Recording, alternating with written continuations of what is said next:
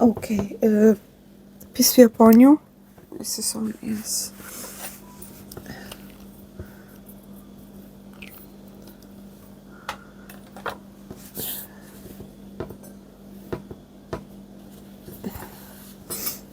Please take a deep breath in.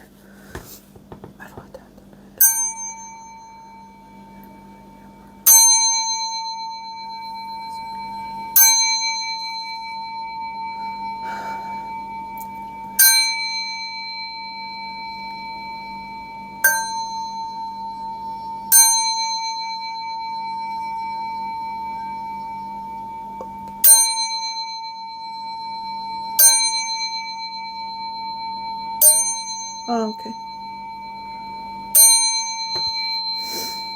Okay, so here's the spiel, here's the deal.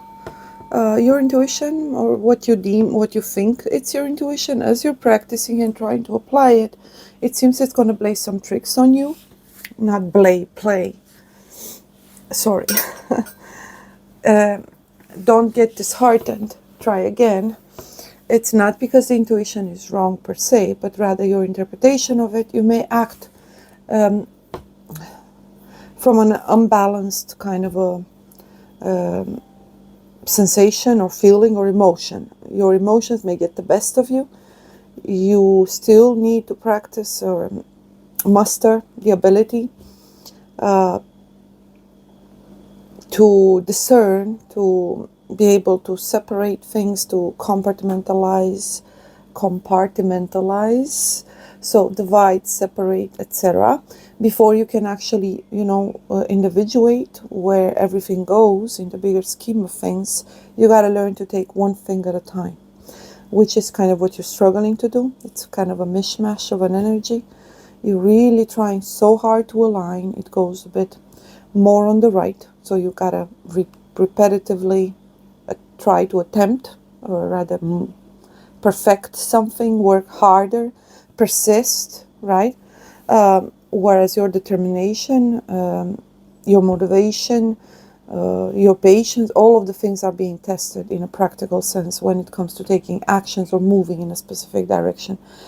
The application, the approach, the attitude, etc., which seems to not fall in alignment whatsoever with your actual inner process, which is intention, your mental juggling, the processing, and so on, and your connection with your intuition. So the communications from Holy Spirit, and it seems to be either overshadowed or buried underneath layers, still heavy layers of conditioning, of fear, or an attempt to either control the outcome or the process itself, your feelings about what you're doing, and so on. Rather than exploring it as if it's something entirely new, you cast a shadow, you project something onto it. Hence why it's out of alignment. When it comes to conscious, subconscious, mind, and intuition, or subconscious if you want, higher self or lower self, as well, you seem to have been struggling probably most of your journey, and you coming to that realization that you gotta give Caesar's what Caesar, right? Caesar what Caesar's, in the sense of the mind has its own merit, but so does the heart. You constantly confusing the two or trying to forcefully align them may stem from the fact that you prioritize the mind over the heart. The heart is asking its own share. There are passions there that are unexplored. There are needs, emotional needs, and so on. So again, how you communicate, how you mentally analyze and process and strategize and set out to navigate seems to be out of alignment. So it's disharmonized. There's an inner struggle. So let's continue.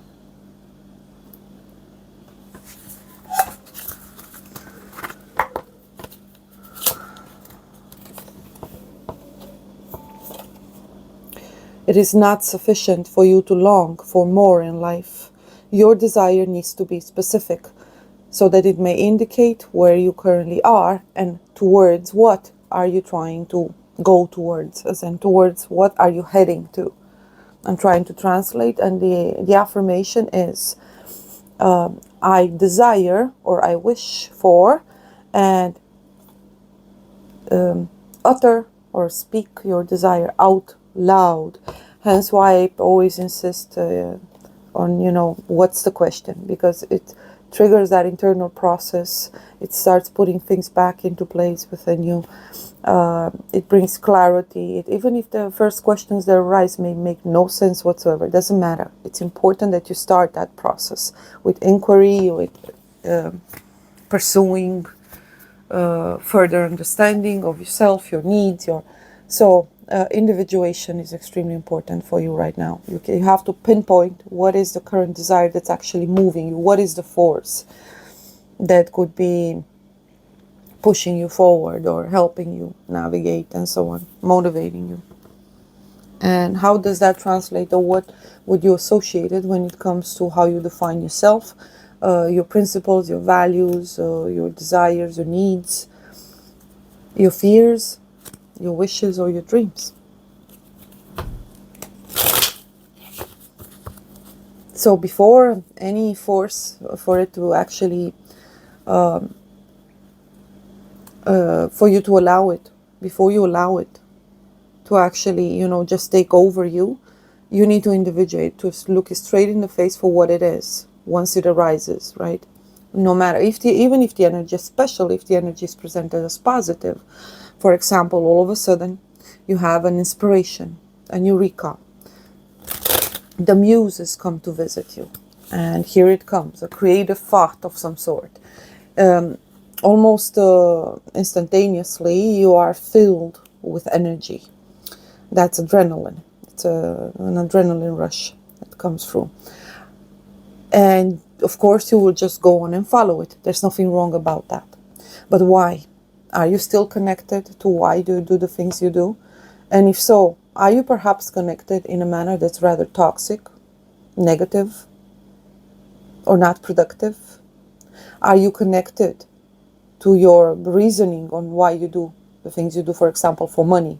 And therefore you're moved by this energy that comes through with the intention to obtain, for example, money, a specific amount of money, or a house, or a car, or pay your debts, or help a friend. It doesn't matter.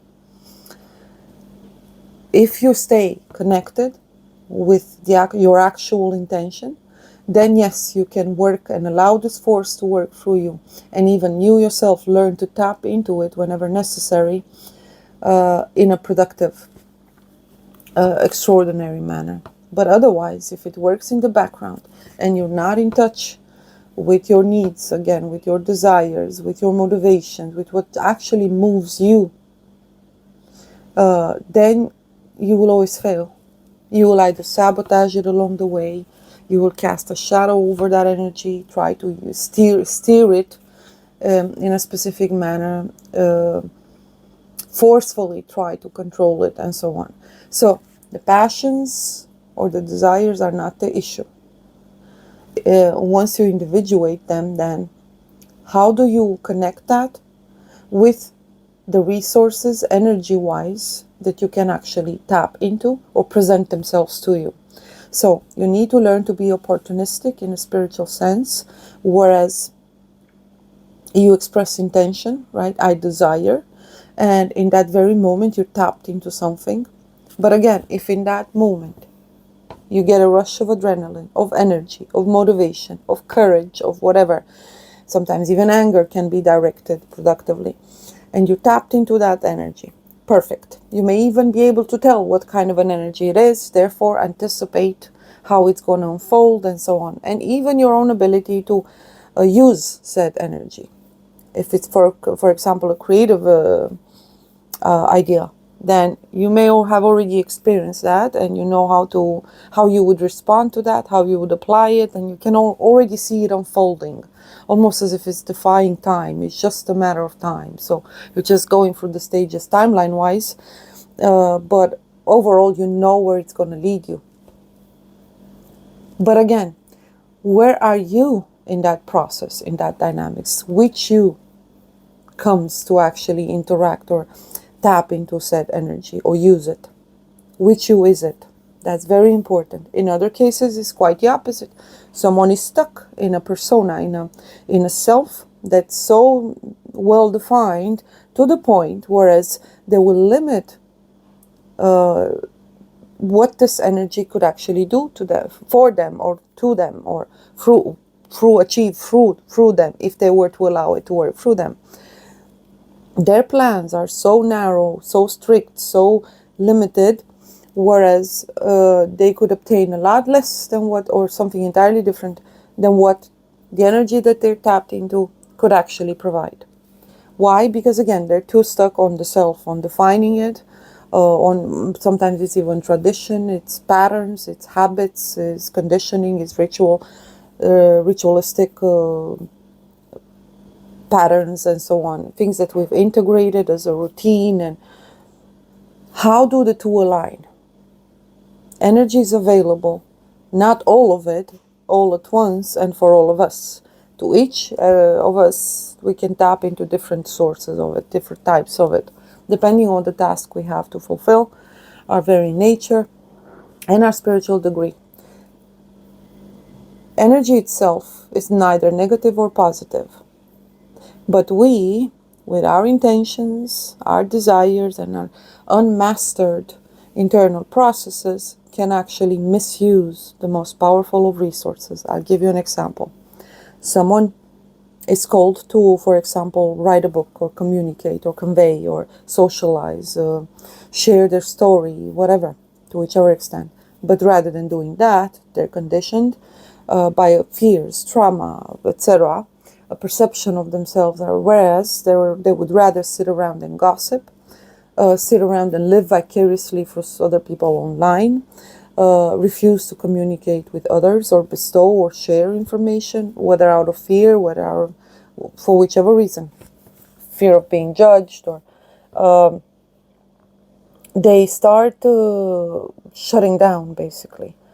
Either way, that nature of theirs translates in such a toxic manner, not because they lack in energy, because they have the energy to sit around and point fingers at the entire world and God himself for all the problems in the world.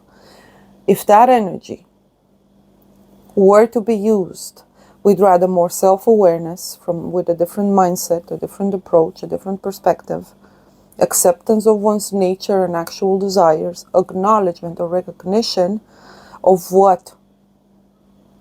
whatever they're currently feeling, thinking, or traversing could actually mean or be used for what the purpose of it is. So if all of a sudden you have this need to communicate, you're obviously asked to individuate, not the source, because you're gonna, the moment you've made that decision to say, okay, God, send me, I get it. I obviously either need something desperately, I feel like I have a purpose to fulfill, I feel a sense of meaning and connection and interconnectedness, and I care and I feel intensely about things. I have ideas and principles and vision and values and dreams. Then if all of those are revealed, as if you just look at them, observe them, face them, acknowledge them, automatically you can tap into the source of energy that you would need in order for you to start pursuing or moving in that direction. But with what intention? So even when you have complete understanding of this dynamics, I have a desire, automatically I will be able to tap into whatever I need in order to be able to pursue and fulfill that, because it's part of the program. I've been born to do this. I'm meant to experience this. This is necessary. So automatically, nature will not deny you or restrict you from it, but you will. Intention makes all the difference. You may think that you are going to do it, but for all the wrong reasons, for example. You are either being misguided or you're filled with expectations because you compare yourself with others, other people's journey, and so on. Not one single person. Let's take, for example, artists. Each of them is going to be unique. The process is pretty much the same, but each of them has reached their own conclusions individually, has sacrificed something in their own, on their own terms, in their own manner, separately and individually. So the process is still going to be subjective and unique to you.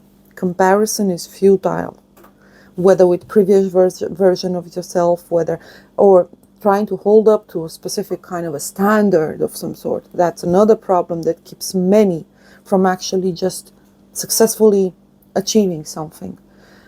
The source of energy is not denied. The stimuli, the desires, the needs, and the motivation are all there, almost as if a choice has already been made. So what's blocking you? Intention. Intention. The intention is blocking you. You would only do it conditionally. Conditionally. Then, therefore, it's all a haze, basically, for you. Why isn't this working? How am I supposed to do that? It's confusing. First, because you may think that you have many options, or you think that all the options that others have are valid for you as well. Or you're trying to do it again in a specific manner, in a specific timing. It should look this way, or I should be perceived in this manner, or I should get this much money for it. There's a lot of conditioning.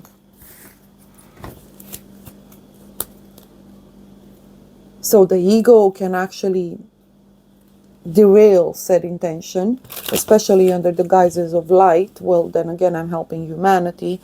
Well, so say everyone in the world, right? Snake oil salesmen ruining lives left and right, unchecked. It's a mass phenomena right now. Yeah, they say the same. Some of them are actually convinced that they're helping the world. In reality, evil has lured them with promises of either material gain, wealth, fame, power. So that's their motivation. Hence why what they do, since it stems from that specific motivation, is charged with that negative energy, which is exploitative, it's egoistic, it's actually evil. It's vile. Love's got nothing to do with it, even if on the surface level you may argue, yeah, but they provide a service. They help many. Do they? The key in reverse. Yeah, the cloister. This is someone extremely egoistic, keeps all the information for themselves and the knowledge, under the guise of going for something extremely, is feeling special, of course, chosen, unique, having sacrificed so much, and they refuse. They refuse to interact, to be a part of the world, to participate, to... this is something that actually many who've chosen this path have struggled with. Am I being egoistic for not participating in the world and just seeking for my own personal connection with the divine and renouncing the world, so to speak? Are you supposed to renounce the world? No, that's why you didn't. So you gotta make up your mind. If you're gonna live like a cloister monk, then go become one. You're not gonna do that though. There's a reason why you care so much about the world, and you know it. Yeah, discovery in reverse. Terribly confused because of loss of faith. It's very chaotic energy. You're bitter, angry, resentful, closed off. Love. Water. Illness in reverse. The passions, pleasures in reverse. Yeah, presence, presence, presence. Success in reverse. In presence, you gotta accept failure. And most importantly, individuate the root of all your problems. Your inability to see, to acknowledge that there is no lack. Yep, you're struggling with lack. Scarcity. Lack, because in that you feel you failed and you're disheartened by it. You feel like a failure. Restoration is upon you. You will find it in the smallest of things, of encounters, of moments, fleeting glimpses and moments. And so yeah, prosperity and abundance, and success in reverse. You're asked to release all and any type of control, especially when it comes to you defining your life, your journey, or based on merely commonly agreed upon definitions of success. Because opportunities, elevation, spiritual ascent, fate in reverse. Yep, you're definitely extremely upset. And treason. Last but not least, start and departure. Again, this oh, sorry, one more. And the unalchemized fire, the trial of fire. Extremely aggressive energy. The phrase comes back to mind.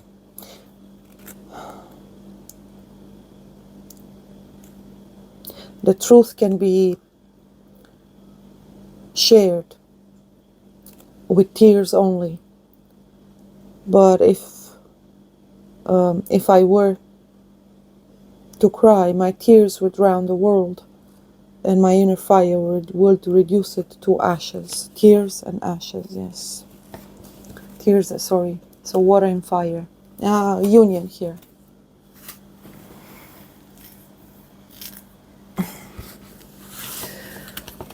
Your last relationship, by the way, you were dealing with an enemy. Someone extremely dangerous, who had no respect or consideration for you. They broke you. They were meant to, I guess. The final revelation was most likely on how superficially you approached love, even though, again, your inner world said the exact opposite. And it's the same with abundance and prosperity. You have an approach, some patterns, some that are rather superficial. You lack in gratitude. And you're constantly consumed by the sensation of lack, disharmony, imbalance, evil. And you're not wrong. There is a lot of evil in the world. Some of it managed to infect you as well. It has all of us. Again, the difference is the motivation. The truly spiritually awakened are not harmless or absolutely and completely benign. Neither were the saints or the prophets before us. It's not how it works.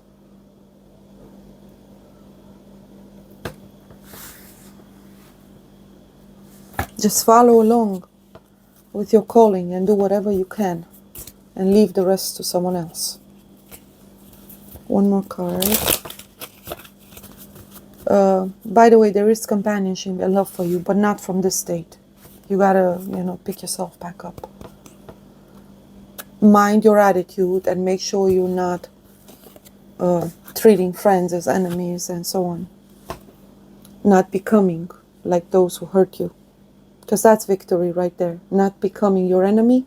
That's the highest form of karma, vengeance, or restitution. And it is for the highest good. Even God rejoices at that. Am I in my head or in my heart? And there it is.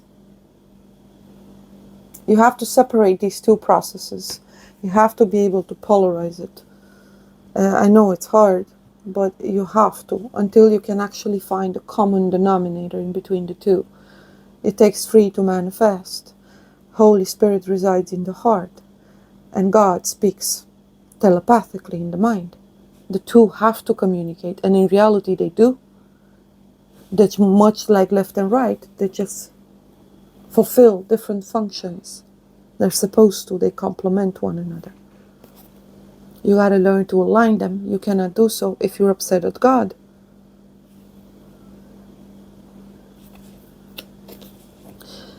What is the quality of your self-talk? Well, it's absolutely hell. Hell.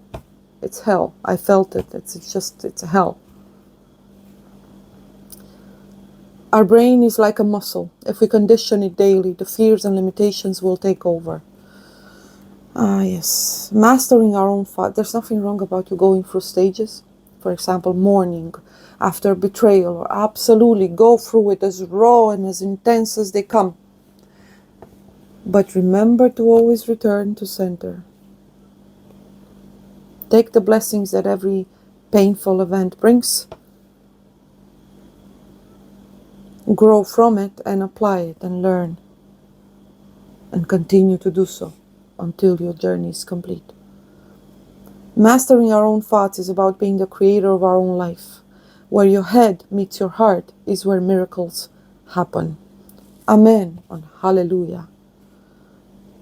Today's soul action. Today, master your mind. Watch an inspiring video, do some tapping, read an empowering book, or write out all the reasons why you believe in yourself and your dreams. I could have just read this card, as usual. But yeah, that's your message if you want to screenshot it.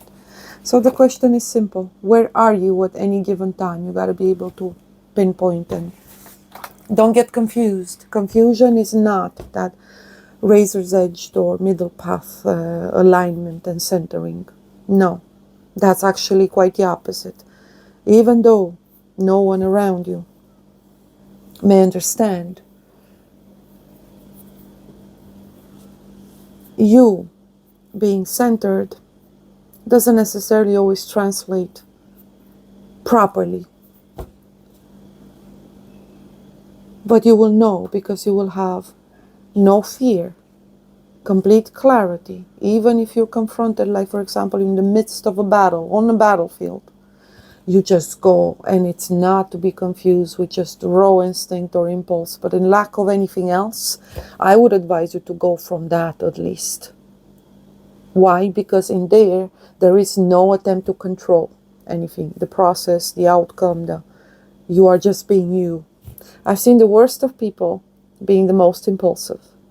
In reality, the worst and the most dreadful ones are those who strategize, the coolest, the calmest, those who plan, who are patient,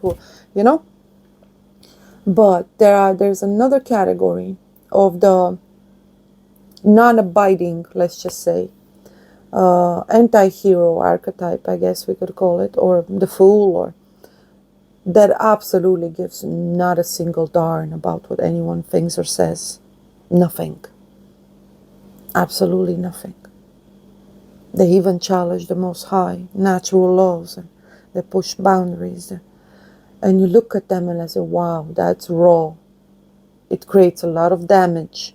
But then again, it also reveals all our vulnerabilities, our falsehood, our superficial attempts at, portraying some kind of a virtue, or it all just crumbles in face of adversity, such as meeting a challenger, right? That it's simply who they're supposed to be. Like if you were to meet a bear, you know what you're dealing with, right? You're not going to get upset at the bear. You know what you're dealing with. And it's the same with anything else. Understand the nature of what it is that you're dealing with, of the energies that travel through you, of the thoughts that they come around, and understand that you're tapped into something. Not all of them are yours. You don't owe anything to anyone. You don't have to pick all of any single thought. You need to learn to master them. And it's the same with emotions. That's not your center. Your emotions are not your center. Understand that. They're both irrelevant and important when you align the thoughts with the emotions. But where do you align them? So raw emotions come from below. When unprocessed, or someone doesn't have the ability to recognize them, individuate them, and so on, they may translate as raw energy. But in reality, if they're not passed through the heart, they don't align with the mind, and you have this clash. So action-wise, you will make a chaos. And I guess that's why you are part of those who actually are holding themselves back. But in reality, back to the cliche phrase, what you bring forward will save the world. What you don't bring forward will destroy you and everything around you. Don't just think you just can go and sit in a corner somewhere if that's not what you're meant to be doing. There's a difference between should and can. And the should be yours alone, based on your own conscience, your own moral compass, virtues, desires, inner process. So make a list of the things you could do. or the things you should do or feel you should do. Because there's a difference. You will see a great divide. Everything will be revealed to you. Make this list. But you're going to have to subdivide it at one point. You're going to make another one. Why? Because all the falsehood has to fall over.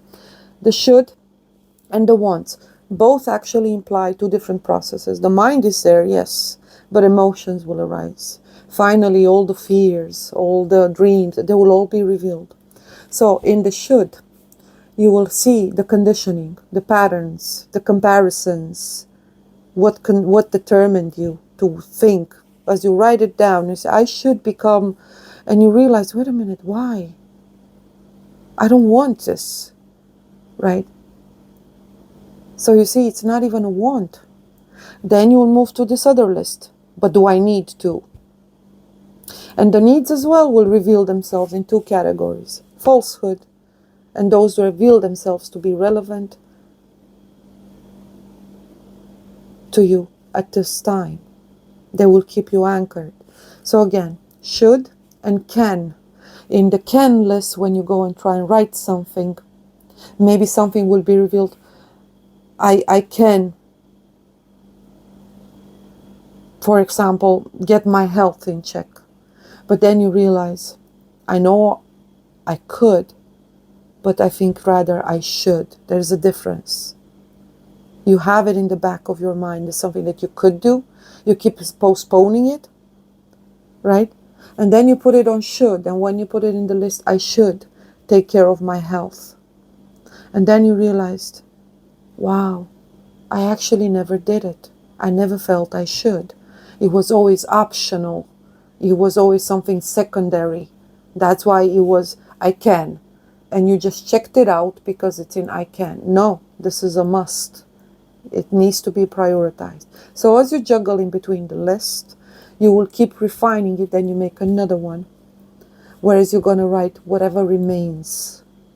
Things I should do, pay electricity bills, take my medicine, see a doctor, fix my skin problems, I don't know, call someone I offended once that didn't deserve it, or they didn't cause whatever affected me in that manner to behave in that manner, and so on and so forth. So it's no longer a measure of who I am. I am regretful. And in the can, then the potential is revealed. Hey, wait a minute. I can actually go on and start do something completely crazy. I can go hiking. I can go do this. There will be revealed within you what's actually achievable. Every illusion, every distraction, every fear, everything that you've ever been told, everything you felt, everything you've experienced, is just gonna fall off. It's that powerful. In the middle, because you're gonna ask yourself, what do you put in the center? Desires. Everything arises with desire. The enemy works on desire. And when desire fails to work, devil's advocate, you offer them something, then fear arises. Frets of the future. I'm not going to be able to do this. I'm not good enough for this. I never deserved this. All of these as well will be revealed when you start thinking about your desires, all the ways in which the enemy used you, broke your spirit, shattered your dreams, through whichever means it worked. And however it's constantly, and it's still working, when you try to write a desire down, you either feel guilt, shame, unworthiness, right? Hatred, bitterness, resentfulness. All that the enemy will rise immediately.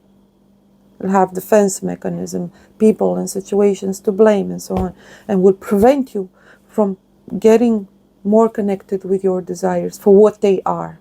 They will label them as shameful, unachievable, impossible, dangerous, and so on and so forth. Not for you. Those desires in the middle, remember, that's what the enemy works through. The opposite of said desires or catalysts for movement and advancing forward will be fear. If one doesn't work, it usually juggles us in between the two. And the moment you face those fears is the moment you break the spell, let's call it. And then the desires are revealed for what they are.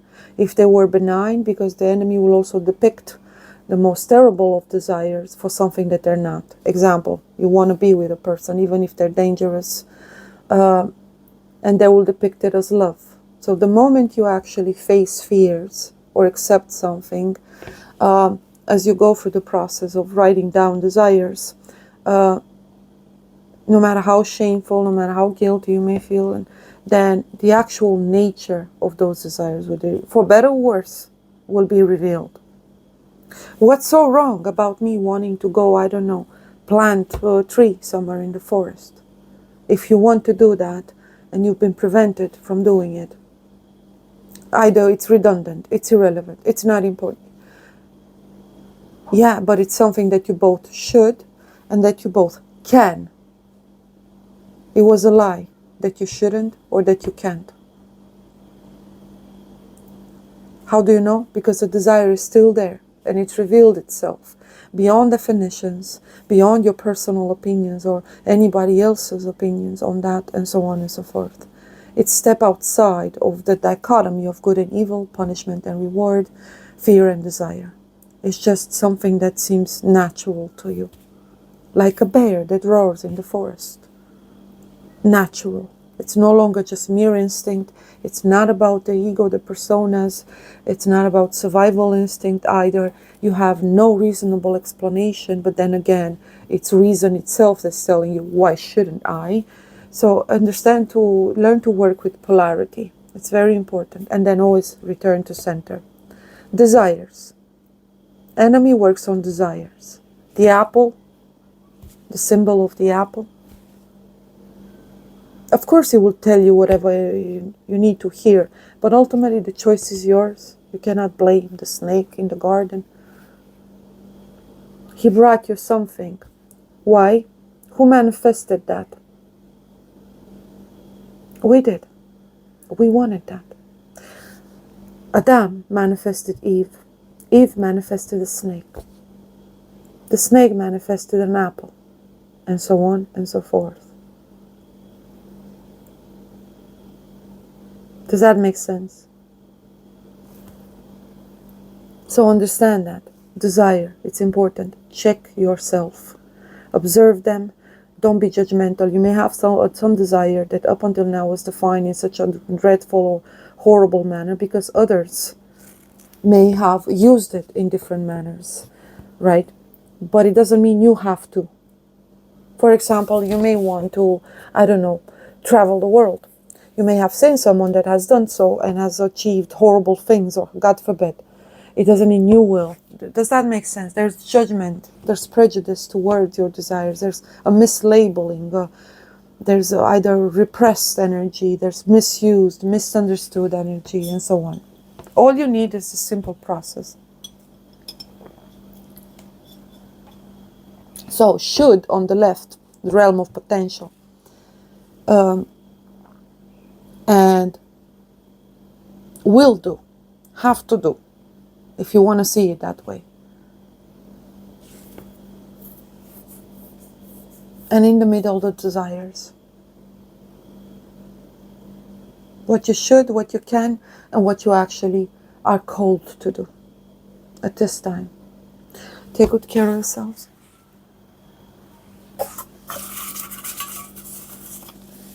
Do we have...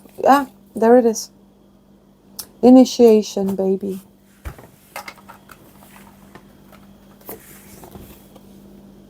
New home, new attitude. Pick up the broom. It's there. I know you can do it. It's right there. Put some effort in, please. This is your process to go through. No one else's. No one can, no one should, speaking of the can and should. Why would they want to? Always ask yourself, why does someone want to interfere in a process that should be ultimately yours to go through? Even if you're suffering, there are so many cases whereas we're not supposed to meddle. Period. Sorry, speaking of period of prosperity and abundance. There is no lack. Our constant focus or defining of said lack has generated more, especially for others, the innocent that have been born into the world. And the more we expanded in one direction, we did it at the detriment of what we genuinely and truly needed all along. Take good care of yourselves. Shalom.